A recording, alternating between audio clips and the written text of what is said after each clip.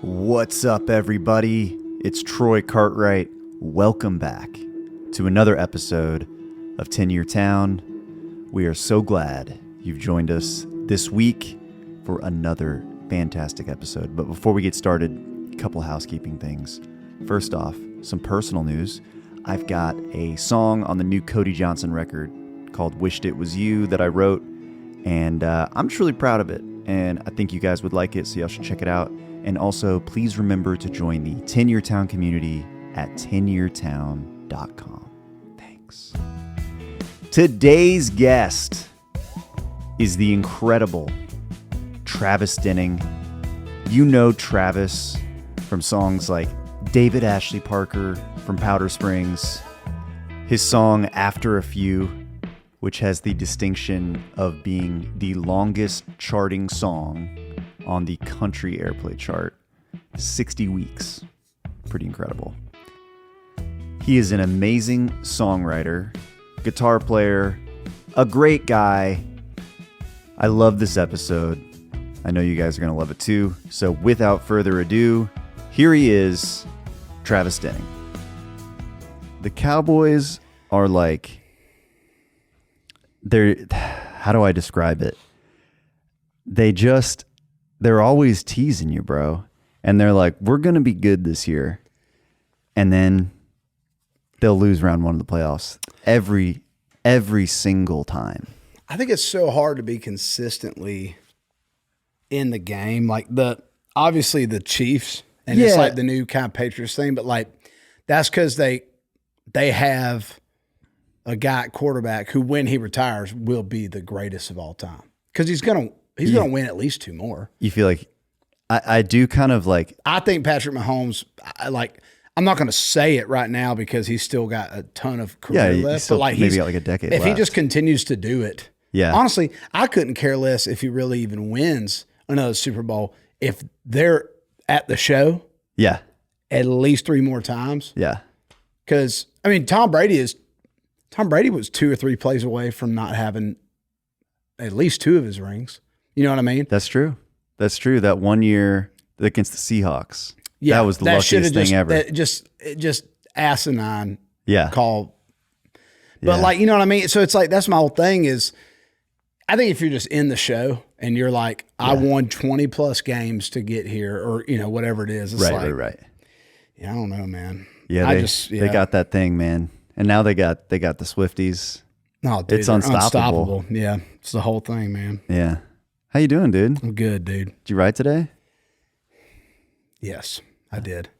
Jamie, I had to think about it. I was like, well, now that it's dark at 1 o'clock in the morning or 1 o'clock in the afternoon, it's like I can't. I was like, was that today or was it yesterday? Yeah, it's going to get worse for like another 6 weeks, and then the time change, dude. It's really a brutal thing. I don't think any other country in the world does it. Why do we do this? Didn't they pass a law? It had to do with farming and stuff. Didn't they? I thought we got a new law that was like no more. No, I guess not. It's like that would, if somebody just straight ran on like, it's going to be dark. It's going to be dark later. Marty Huggins from the campaign. That was the final thing. He said, his thing? He said, I'm going to get rid of daylight savings time. He's like, I hate when it gets dark early. And they're like, yeah. I was like, I'd vote for that. Yeah. Yeah. I think it's worse too here in Nashville because we're Central Time. And you're also like just north enough. Yeah. That, it's like, When I was in college in Boston, dude, it would get dark at like 3:45. Right. It was so depressing. Oh, yeah. It's just a bummer, dude. Yeah. I hate it. Well, dude, thanks for being here. Absolutely. Are we rolling? Are we live? Yeah. We'll just start at some point. We just eased into it. Oh, dude, that's the move. I know. They call it a rolling start. I love that band. Brown Sugar, the Rolling Starts. Yeah. Yeah. So I always start this thing off with the same question, which is, how long have you been in town? A little over 10 and a half years. Nice. I'd say 10 3/4. Where from? Warner Robbins, Georgia. Man. No Georgia people here, right? No. When I moved here, it was like I hardly met a person who wasn't from Georgia. When I moved here, it was like being from Texas. I'm proud to be from Texas. Right. Like being from Texas is awesome. Somebody has to be, dude. But I felt like it was a liability that I was not from Georgia. Oh yeah. It was just like a weird little thing. Like, but I just equated it to, I do think just like geographically, it's like, it makes sense that a lot gets pulled from there. Yeah. Cause I lived in Utah for a few years growing up. Like my parents' jobs took them out there. Okay. And I always wonder, I'm like, damn, what if we had stayed? Like, yeah. And someone told me one time, they're like, you'd have got on a plane, you'd have done it. Cause it was like in you to come here. Yeah. I was like, but I couldn't have just done it on a Monday. And that was, I'd say the final, like 3 months before I moved to Nashville, I was probably up here every other week. And then it got to where it's like until I got an apartment, I'd say December before that, I was up here except for Christmas. What, so were you in school or anything? Like what was kind of your No, I went to Georgia State for one semester, and I knew when I threw my cap up at high school graduation, I didn't want to further my academic career. And it's not that I couldn't have. I graduated with honors. Like everything in me was like, just go play some gigs, make some money, and then move to Nashville when you're 21. And that's what I did. That was like and I wanted to save a certain amount of money too. Like I was like, I want to get up there and be like, I can make rent and kind of feed myself for a year if I don't make another $1. Yeah. And so that was like the money in my mind that I needed in the bank. Yeah. What were you doing for money? Playing shows. Yeah. Anywhere in Georgia, South Carolina, Florida, Alabama. 95% Georgia. Yeah. But were you doing like, were these like, I don't know, you call them like bar gigs, like, dude, you playing 4 hours? Any and everything. Yeah, pretty much. Like, started in high school was like my first gig, and that was like the country club at Statham's Landing, which was a golf course in Bon Air that a lot of my friends lived at. And it was me and my buddy Ben Satterfield. We got paid $100 to play for 2 hours. Yeah.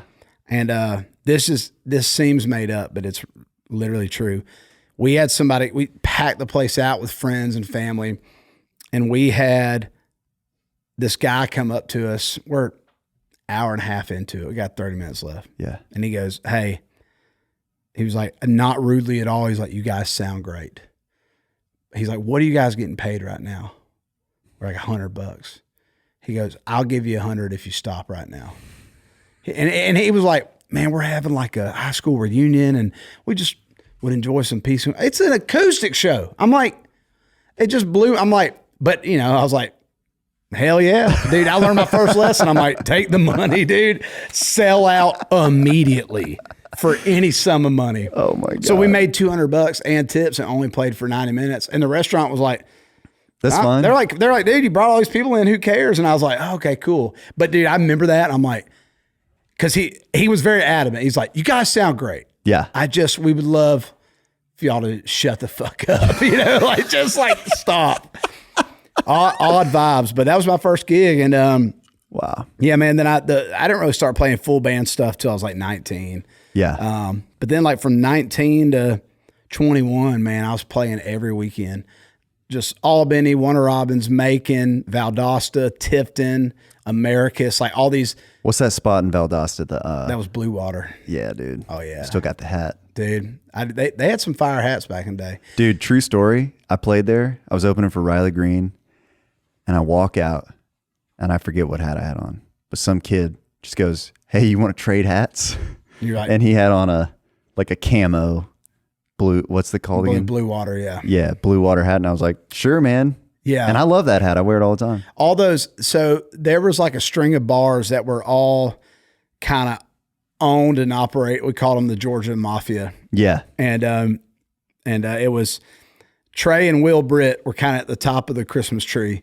And they had some spots. Like there was a place in Milledgeville called Capital City, which is now called Ned Kelly's.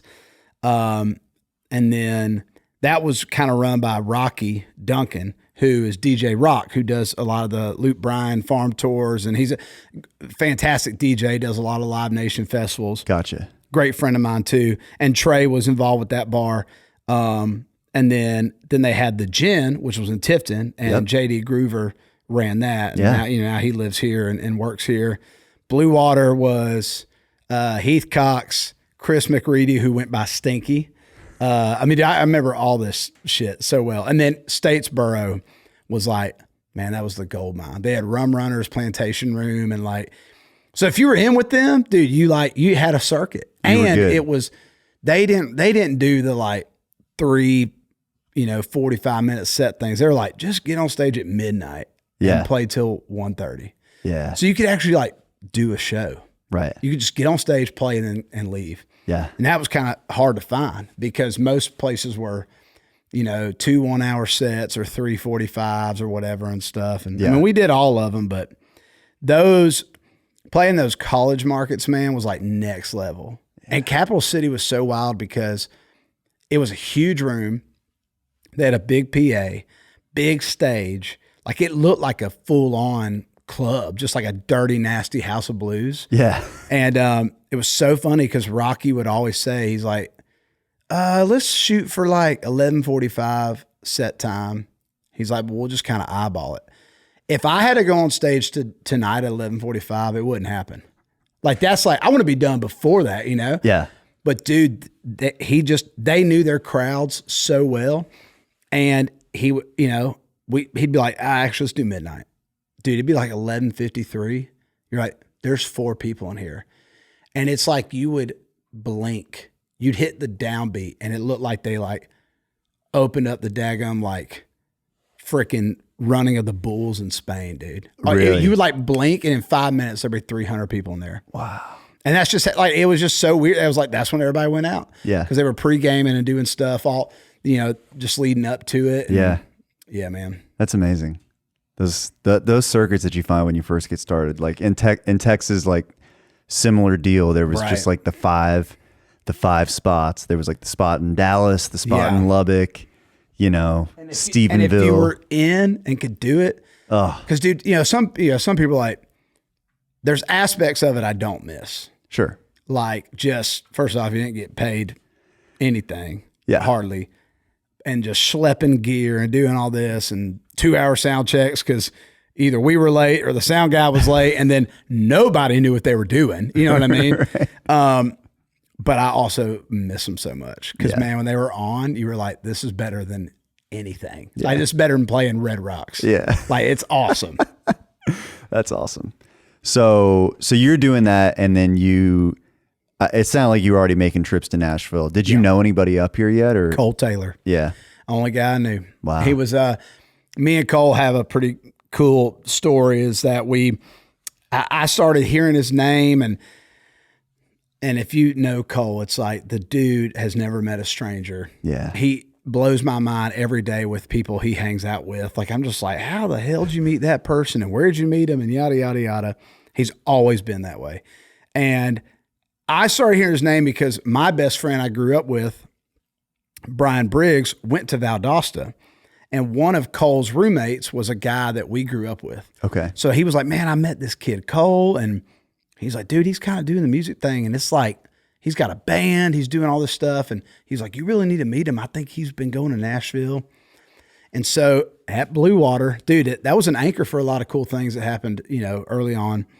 They did an open mic night on Mondays. Yeah. And it was Stinky and Heath just trying to get people in the door on a Monday, right? Yeah. So Briggs was like, why don't we go down there and you do the open mic and we'll go stay at their place. So I go down there. Dude, I get up. I do like one original song, and then I'm just like, here's a Dierks Bentley song or something. Yeah. And the open mic slowly turned into, especially that first night, it was like me, Cole Taylor, Ben Wells. I don't remember if Kaylee Hammock was there that first night, but Kaylee started doing it as well because she's also from Georgia. Yeah.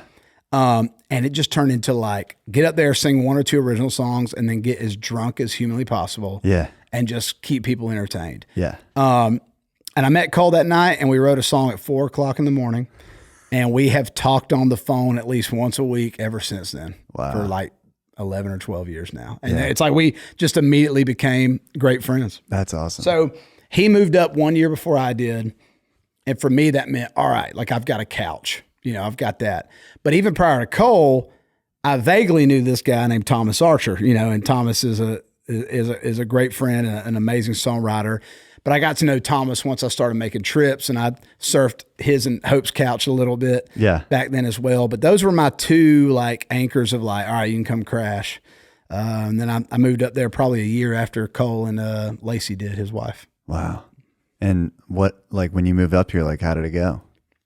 Well, I had some like things on the checklist I wanted to accomplish. And I really do. I mirrored a lot of my decisions and kind of my game plan from what Cole was experiencing. Cause he really was like somebody that I could talk to and be like, what's going on? What are you doing? What's like the vibe? Like, just all that stuff. Yeah. And, I remember him talking about like, he's like, well, I think I want to get a publishing deal, which is like, and learn. Well, I'm like, well, what the hell's that? He's like, well, they pay you and you write. It's like, and it ain't a lot of money, but it's like, dude, 22 grand back then, I could live like a king. You know what I mean? Yeah, like, absolutely. I'm like, my rent was $500 and the rest just went to losers pretty much. And it's like, and a hot dog afterwards. So I was like, okay, well, that's what I want to do because I really only have like a year's worth of rent money saved up.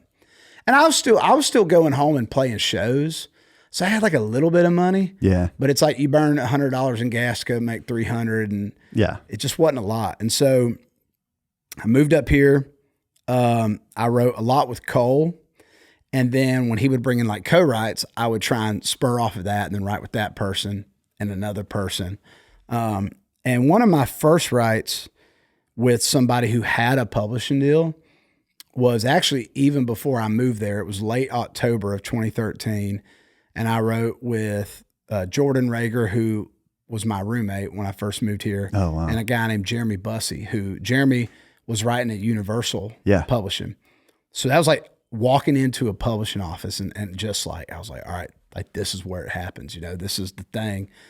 And in October 2013, we wrote a song called All Out of Beer that Jason Aldean cut. And it was one of my first cuts. Wow. Yeah, it's pretty wild. So I moved here, wrote, and a little bit before I moved, I met this guy who was working with Jordan, and he was going to produce some songs on them and sign them to a publishing deal, and that was Jeremy Stover. Yeah. So I wrote with Jeremy, and we wrote 2 or 3 songs, and there was one day that we wrote, and I can't really remember if he was doing overdubs with like Justin Moore at the time or maybe just doing stuff with Jordan, but he had Ruckus Room in Berry Hill booked, but just for that week or something. And so we like wrote in the studio. Oh, wow. And it's funny because that's still one of the only times I've like done that, but it was your quintessential like movie, bro. You know what I mean? Like when you think of like writing a song and like what you saw growing up, we were like in this big control room, just the 3 of us writing, and like some dudes in there engineering something. I'm like, this is the coolest shit I've ever seen in my life. Yeah. Just like blown away.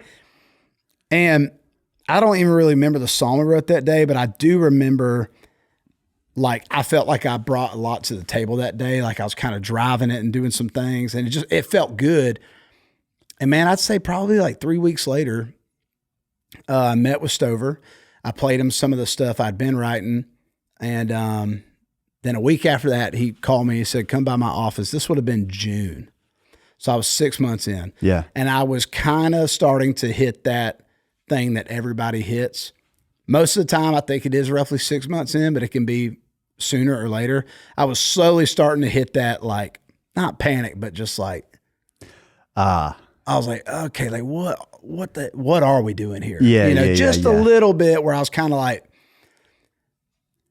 I felt like I was getting embedded and all this stuff, but it just, I don't know. I was starting to go like, damn, did I like really make a mistake here? Gotcha. And I went and met with him. It was just me and him. And he asked me, he said, he goes, what do you want to do? Like, what's your kind of your goal? Yeah. And I said, well, I want to write songs. I want to get cuts and I want to do that. There was this dude named Cole Swindell popping off, I'm like, well, he kind of does both, he's written some songs for people and now he's having hits on himself. And so I said, I don't know, I really want to write songs. I said, and I play guitar and that's kind of what has driven my ship for the past 10 years. I said, so I think it could be cool, like being the guitar player that goes on tour and then comes home and writes Monday through Thursday. Yeah. And then I said, but like, I kind of also want to be like the guy, I kind of also want to be the artist. I said, but but I'm just going, I don't know. Yeah. And he said, I don't know if anybody's told you this. He said, but I think you can do any of them. He goes, but I really think you could be an artist. And he said, I'm working on some business things that should be finalized in the next 2 to 3 months. He said, and I'd like to offer you a publishing deal. And I was like, okay. But it wasn't like, who's your attorney? I'm sending it right now. Right. He was like, I've got some things I've got to get done. Gotcha. So I called my dad. I was like, I think I just got offered a publishing deal, but I'm really not sure. Yeah. And man, like September of 2014, my attorney at the time called me and he was like, hey, he's like, I just got some short form stuff for Red Creative Group, which is what Stover's company is going to be. Yeah. And, now I learned he was coming out of a deal. He was entering a new one. And it's like, it's one of them co-venture kind of things, right? And Olay, which is now Anthem, that's who he signed with. And they gave him the thumbs up to build his company under that. Gotcha. And in November of 2014, 11 months in, I signed my first publishing deal. Wow. Yeah. How did that feel? Oh, dude. Awesome. Yeah. I mean, it was like, I just celebrated 10 years of signing it, I guess. Cause I signed on like November 1st, roughly, give or take. And it popped up on my memories and just, dude, it was so funny on my Facebook memories. I posted the picture and I saw it and it just cracked me up reading it. I said, when I moved to Nashville, I had a mental checklist of some things I wanted to accomplish. And one of those was writing songs for a living. And I was like, and today I officially made that a dream. I'm like, for a living? I was like, I wasn't making no damn living. I got 20 grand a year, dude. But to me, I felt like I was like, I have literally made it. Yeah. But it was also like, all right, now it's just go time. Right. Because now I had Jeremy and Renee Urbank, who was there, and she was the creative director. And then, Ben Strain, Mike Whalen. Like I had some people that were booking me rights and all this stuff. And it was crazy, man. It just felt like officially I didn't even once reflect on that slight little feeling I had of like, am I supposed to be here? Now it was like, hell yeah. Let's go. And let's go. You know, and just grind right every day. It also made me happy I didn't really have to go play a ton of shows anymore. Like I was just like, man, I can be here on the weekends and I can either go do music stuff or I can go to freaking Harpeth River and float and drink beer with my friends. Like I felt more like a resident of Nashville after that. Yeah. You felt like you got inside. Yeah. I was like, I'm here. Yeah. Cause I think that first year you're like, I mean, I have a place here, but like, the kind of burning up the road between here and Georgia. Cause sometimes I'm like, I can't really afford to eat, but I can get down home and my mom will cook for me and my dad will probably give me $100 on the way home, but then being here was like, all right, cool. And it felt locked in. Yeah. Yeah. That imposter syndrome is so real when you first move here. Cause like when I first came here, I was like living in at the time she was my girlfriend. Now she's my wife, but I was living in like her mom's basement, and you're like kind of hitting up the two guys that for rights, but they're canceling half the time. Right. And you're spending like 4 days in a row, like doing nothing. Yeah. Just feeling like that was kind of the brutal thing. I agree with that. It's like those days you'd wake up and you're like, well, it's like, I don't have any rights. Yeah. And I'm not, it just, I don't really have a job. Yeah. What am I doing? Exactly. Yeah. It's like, I'm just burning up money or whatever it is. But having that was really special. And, just felt like, my first write after I signed my deal was with Shane Minor. And to me, I was just like, and Shane is still just an amazing friend. He's an amazing songwriter. Yeah. I mean, he's had, I don't know, eight or nine number ones or something like, and just, I was like, I cannot believe I'm riding with someone who wrote Beautiful Mess. This song I loved as a, like, I was like, holy shit, dude. And then there's the whole imposter syndrome never leaves. It just bumps up a level, right? Mm-hmm. It's like the goalpost moves on you. Then I'm like, who lied to this guy to get me in the room? Yeah. And it's interesting, but I just went in with absolute blind ignorance. Yeah. I was just like, hell yeah, I'm supposed to be here. So, all right. So you signed this publishing deal. And then at what point does like the artist stuff, like the record label stuff kind of start to happen? And how does that happen? That slowly starts at like 2016. Okay. Maybe even late 2015. But really what happened there was I started writing, just slowly started dialing in what I feel like I was supposed to write a little bit. And dude, I'll tell you right now, the first song I wrote that it was like, finally got the forest for the trees kind of deal. And I went, holy hell, this is a great song, was called Pickup Lines. And Justin Moore recorded that on his Kinda Don't Care record. It was the first one where I remember going like, I nailed this one. Yeah. And it felt just different enough that I was like, I also think it kind of sticks its neck out, And I was like, and maybe people will hear me singing it and they'll be like, all right, cool. That's cool. Cause you know how it is too, or how it was. It's like, it was like, man, if you could just write something that just was a different look and a different perspective and it just connect, whether it got cut or not. I was almost just trying to like make people go like, that new Travis kid, like he's got some pulse on something and let's see where it grows. Yeah. And I remember a perfect example in my opinion is Chase McGill and Brent Cobb wrote Don't It, which Kenny Chesney recorded.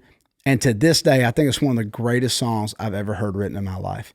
And what I remember Chase saying, he was like, that song opened doors for me just based off of of how it was. And to me, I say how good it was. Chase isn't tooting his own horn, but he talked about people going like, that's unbelievable. And so for me, I thought Pickup Lines was my small little version of that. Yeah. Like I had people going like, you guys wrote the shit out of that. That's a great hook. Yeah. Can't believe it hadn't been written before, blah, blah, blah. And I don't know, man. It was just special. That's when it started kind of turning. And so then I would write another 12 really shitty songs and then another one pop up. And the gap in between the good songs slowly started shrinking. Yeah. And in 2016, specifically that summer, I wrote David Ashley Parker from Powder Springs. I wrote After a Few. Yeah. I'm Gonna Love You, which Cody Johnson and Carrie Underwood just recorded. Yeah. And I wrote a song called Good Years that I also recorded. There was just this group of songs. Yeah. And so Stover immediately started going like, we need to do demo sessions. And like, he's like, we could put a couple on there to get cut. He's like, but we were just demoing my songs. Right. And, he was extremely, deliberate about the process. He's like, well, let's pick these musicians and let's do this and let's cut these vocals like they're a record. And hey, instead of getting this person to mix because they mix all the demos, what if we tried this person and blah, blah, blah. Yeah. And so then we had a meeting with Autumn House and Autumn was still at Universal at the time. And man, it was like the Cole Swindell track, which was like, I was writing songs, getting some cuts.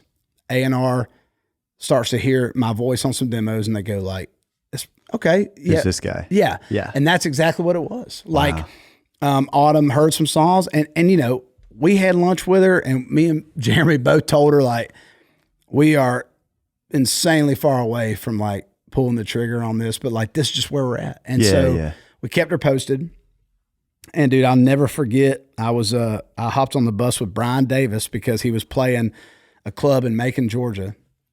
I was like, well, I'll go down with you. That's near my hometown. Yeah. And I meet him at the Kroger in Hermitage. And he goes, man, did you hear Blaine Rhodes got hired at Universal in A&R? Blaine's one of my best friends and was a great friend at the time. And he always believed in me. I knew he did. And, he kind of wanted to sign me to a publishing deal where he was working at the time. And literally in the parking lot of the Kroger, I remember thinking, I was like, if I'm going to have a chance or a shot at this, I think this will be it. Yeah. Like, cause I was like, I can actually see this working out. Yeah. And so he gets in there and he came and saw me live in April of 2016. I opened for Cadillac 3 at the Georgia Theater. And he went back, told Brian Wright, he said, Travis is the best thing I've seen. He's like, and that's who I want to sign. Yeah. He was like, that's who I want to sign. Brian's like, all right, well, let's kind of game plan it, right? So we put together the demos and the songs, and it was after a few, and David Ashley Parker came shortly after that, you know, and I would just always send him the songs. Cole Swindell took me, Cole Taylor, and John Langston out on tour in the fall of 2016. That was the first tour I've ever done, and like where it was a legit tour. Right. And I literally could never thank Cole enough for that. It was the biggest opportunity he could have given someone like me. And it made a huge just splash. I think people were like, oh, okay, well, these three guys they're just independent people. And Cole's whole thing was, he was like, this isn't me just like throwing a bone to like some friends. He's like, I believe in these three guys. Yeah. And man, I remember writing that Goodyear song, and I was on the road with Cole, and Brian Wright called me. I hadn't really talked to Brian a whole lot yet during this process. Yeah. And he was like, don't let anybody cut that song. He's like, that's like for you. Wow. Back to my publishing deal offer from Jeremy. Now I'm going like, well, am I getting a record deal here or not? Because now all they're talking, but dude, October 1st, I played the Georgia Theater again. Brian told Blaine he'd come see me. Brian, Blaine, Mike Whalen, Ben Strain, and Stover came down. Yeah. And this was like, Stover's like, this is it. Like, this is the showcase. Yeah. What else happened that day was Tennessee played at Georgia. Josh Dobbs throws the Hail Mary on the last play of the game and beats Georgia. Let me tell you what happens to the crowd at the Georgia Theater when that shit happens. They disappear. I played to probably like 30 people in the Georgia Theater. Wow. Holds 1,100 people. Yeah. And right before I went on, Stover came in, and it was almost like a head coach, dude. He just goes, it's not looking good. He said, but that just doesn't matter. Yeah. He's like, just go play it like it's sold out. And I was like, deal. I just went out there like Kenny fucking Chesney, dude. I'm just like, oh, well, how's my people? How's my person in the back? You know? And Stover said, second song in, Brian leaned over to him. He goes, I'm in. Wow. And so December of that year, it was just such a process, dude. It was so crazy. Then I met with Dungan, right? Yeah. And then in December of that year, they offered it to me. May of 2017, I signed with Universal Music Group. Wow. And 7 years later, I'm out of that record deal. Hey, but 7 years ain't bad, you know? That's pretty good, dude. It's about 3 years longer than I lasted. It was probably a year and a half longer than I should have, but we did it. Well, there were so many amazing like moments along the way. Like I just remember the first time I heard David Ashley Parker, and I'm like, I've never heard anything like this before. And you know, I don't know if it was like, it seems like it was considered a success to me. I mean, I think people still like it went to 32. Yeah. And dude, at this point in my life, I'm glad that's where it died, because it's hard to say one way or the other how it would have been if it had gotten top 20 or top 10. Like some things would have changed, but like we took a massive swing at that ball, you know, and I think we all knew, and this is the magic of Mike Dungan, and this is why I love him so much. it was like I was on radio tour, you know, all this stuff. We had CRS, and everybody was turning their head at that song. Yeah. You know, they were like, there's nothing on the radio like that. Yeah. It's just so, but it's still, especially back then, man, it's just like, it's a tough ball to swing at, right? It's about a fake ID. It has all these crazy specific details. And you're like, maybe we should just put out the like breakup-y toxic love song, which is just easy to digest. But It was like, I remember Duncan at CRS, he just said, I think that's the single, man. He's like, there wasn't no conversation of data and all this stuff and all that. It wasn't even out yet. It's just a gut. He was like, it's just it. That's it, man. That's your introduction to the world. And I thank God it was, man. I think it's still, you know, it went gold, I guess, like 2 years ago. Wow. And it's just been, it's still so fun to play live. And that's a lot of, I feel like my little successes in my little lane I've been able to always dig, even back to like pickup lines. I've tried to just find songs and ideas that are just different. Yeah. And, you know, pickup lines was a story of a guy and a girl, and it's like she fell for my pickup lines, which sounds silly now, but it's like I think we wrote it so well where it was like he's talking about the truck, right, but he's also talking about it's like all these things, and it just turned everybody's ear in the bubble a little bit. Yeah. And I knew the second we wrote David Ashley Parker, I mean, you know, it was literally the chorus was done, and I was like, I almost don't even want to turn this in because I don't want there to be a chance that anybody else would cut it. Yeah. Yeah, man. So and then like, you know, Abby later on, which was what I cut later on. It's like, that's what I close my shows with. Yeah. And I think because that song is just totally different, you know, which seems easy for us to say, but like, it's hard to make different connect at the lowest common denominator level of like just a person going like, boom, I get it, you know, and I can connect to it. Yeah, absolutely. And then you had, after a few, that was your number one, big number one. The only one. Yeah. For now. For now. Yeah. And that was like, tell me a little bit about that. Cause that was like, kind of like during COVID, right? It went number one during COVID. Before the world shut down, it was probably like 15-ish. Okay. So it was rocking. It had established its thing. But yeah, man, again, wrote that song in 2016 after Blaine came and saw me, but like before Brian saw me. Okay. And dude, I wrote it with Justin Weaver, Kelly Archer, and I remember thinking it sounded like a hit, and I remember kind of liking it, but I didn't have that immediate, like, this is my song. Yeah. I was like, Dustin Lynch would crush this. You know what I mean? Like, I was kind of like, let's pitch it. And I sent it to Blaine. Going like, will this be cool for Luke Bryan? Like, because he was working at UMG. He was like, well, yeah, but like, why? And he said, you need to start considering keeping these for yourself. I see. And that was when I was like, oh, okay. Yeah. I think maybe they're going to offer me, you know, I was like, okay, I got it. And same thing, like he sent me a screenshot of an email when he sent it to Brian, and Brian was like, yeah, this is a smash, you know? Wow. Part of the label wanted to go with it first.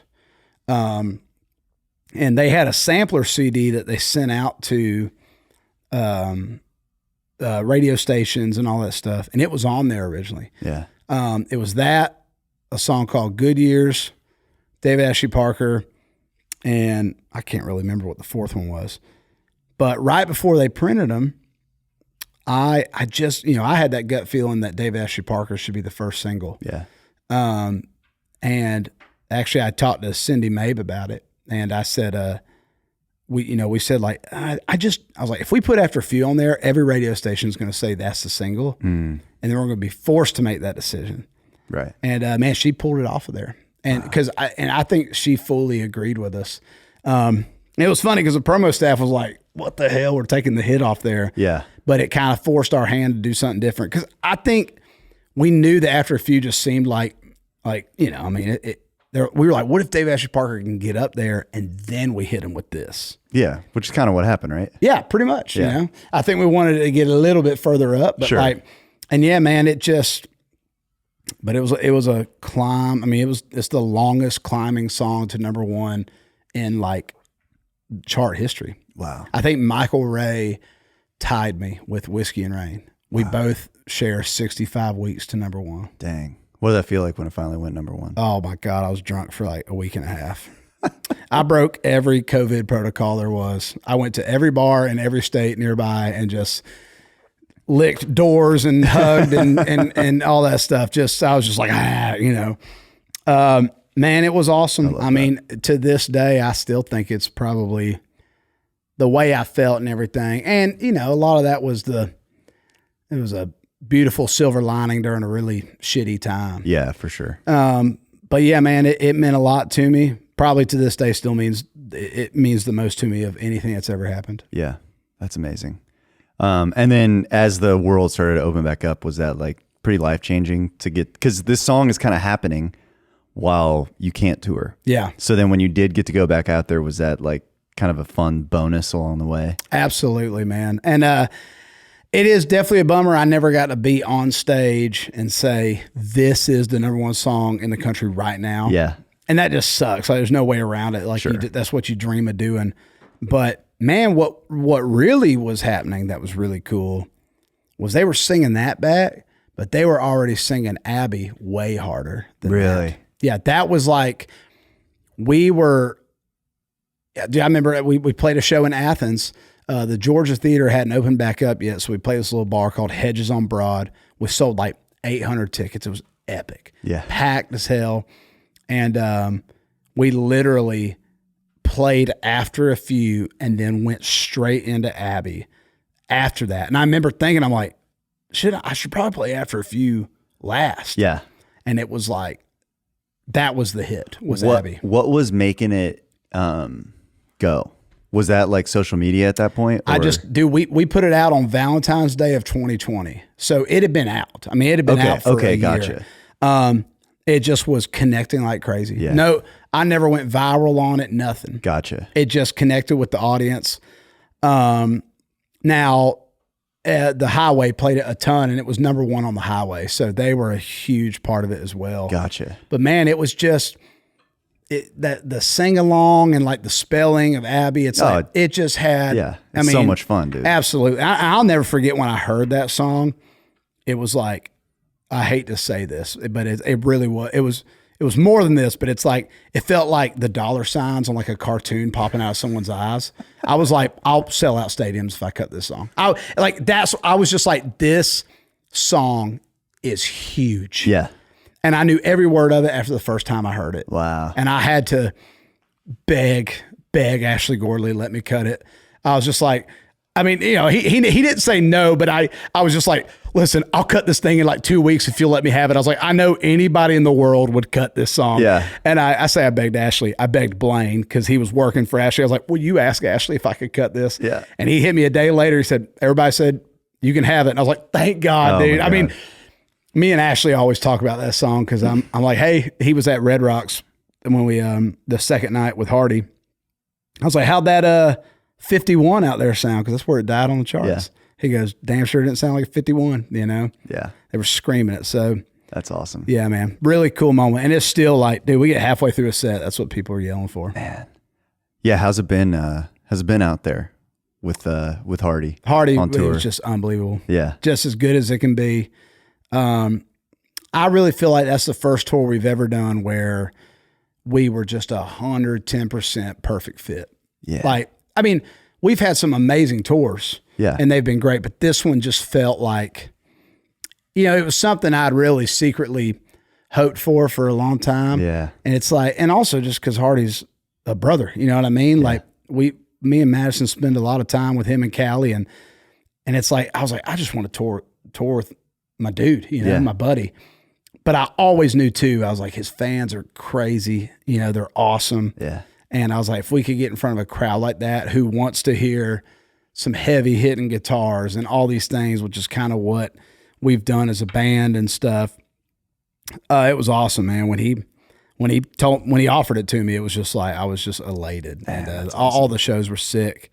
He's a freaking just superstar, dude. It's just epic, dude. It's on a rocket ship. He is, man. It's just the first weekend we played Deer Creek in Noblesville, and that place was sold out. It's like almost 25,000 people or something. Like utterly insane. Yeah, it's crazy. But Red Rocks was like the best part for sure. Yeah, good way to end it. Absolutely. Yeah, legendary bucket list venue. I think, unbelievable, man. Everybody. I cried first night during Abbey. I was like, okay, weird song to cry in. Everybody started singing it back, and I was like, shit. Oh, man. Yeah. That's awesome. I'm like, A, B, B. I'm like, good Lord. Oh, I love that.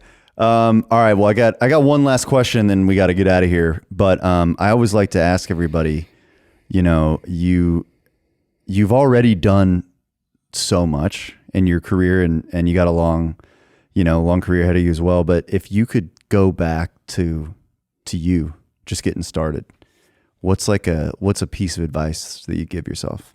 Go with after a few first. That's my go-to.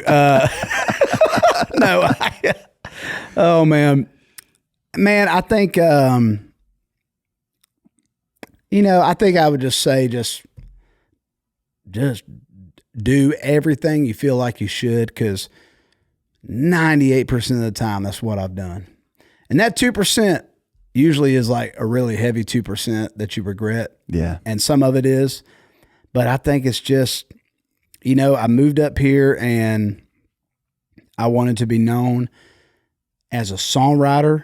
I wanted people to say, he can play the hell out of a guitar. And I wanted just a little piece of where I come from to always be in what I've done. And I got to say Macon, Georgia in my first single. You know what I mean? I'm from Warner Robbins, just south of there. And so I feel fortunate that for the most part, those three things I've been able to accomplish, and I feel like it's been reciprocated. So yeah, man. I think I would just tell young Travis, just freaking literally don't do a damn thing that you don't want to, and do all the things you do. Yeah, I love that. Yeah. Yeah, man. And I think that's one of the coolest things about you is, like, first off, yeah, you absolutely shred. I feel like somehow I never knew that. Like, somehow I discovered that you could shred. That's been one of the problems that I've had over the past 4 years. I'm like, maybe I should have been a little bit more. Just so everybody knows, this guy shreds. Well, I don't want to. It's always been like, dude, that was kind of by design early on a little bit. It's like, let's get the songs, man. That's the most important thing in country music, and it still is. Yeah. And it's like, and then we'll show that off. I don't know. Yeah. But yeah, so yeah, I've tried to, from here on out, I'm letting the guitar drive the ship. I'm like, life's too short. Right. I was like, I need to make a Southern rock record, Oh, dude, that's awesome. Yeah. And what's next? Right now, I don't know. And that's the greatest feeling I've ever had in my life. Yeah. Like I said, after 7 years, with Universal Music Group and Mercury, we parted ways this summer, and it was a super positive exit. I'm so thankful for my time there. I'm thankful for everybody there. Yeah. We had some successes and we had some not successes, and overall been able to make a living and pay my bills, because of that. And, so right now, man, I'm hoping the old Cody Johnson, Carrie Underwood song is looking good. It's looking good, and hopefully it's going to do its thing. And, right now, man, I'm just enjoying being a husband and all those things, and kind of hanging at home and writing songs. There's absolutely music coming. It's just not in a rush right now. Yeah. I don't want to pressure myself. I love that, dude. And we do have stuff planned next year I can't talk about yet, but all positive things happening kind of in the early parts of the year that I'm really excited about. That's awesome, man. Well, dude, thank you so much for being here. Thank you, brother. I appreciate it. And that's it. That's the pod. See you later. Hey guys, thank you so much for listening. If you want to submit a question for one of our Q&A episodes, you can do so at tenuretowne.com. We would love it if you would join the Tenure Town community, which just means we'll send you updates via email about stuff we got going on. And of course, please rate and review on Spotify, Apple Podcasts, or YouTube. Wherever you listen or watch this thing, we appreciate you so much. See you next week.